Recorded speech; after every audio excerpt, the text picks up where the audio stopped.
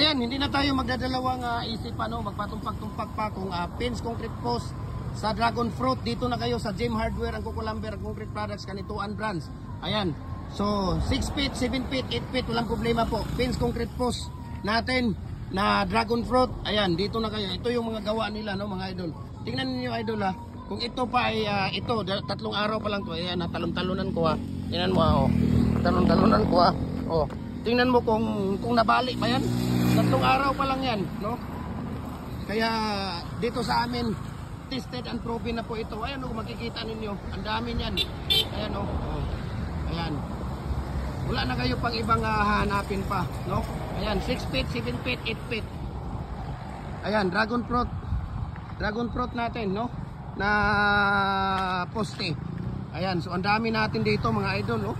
Ayan, oh. Tingnan mo, napaka-season na po ito. Ayan, tingnan niyo. Okay? Ayan, oh.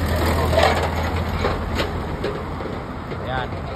So ang dami natin dito. Ayan, oh. Oh. Wala na kayong ibang hahanapin pa. Gem Hardware, ang Kukulamber, ang concrete products.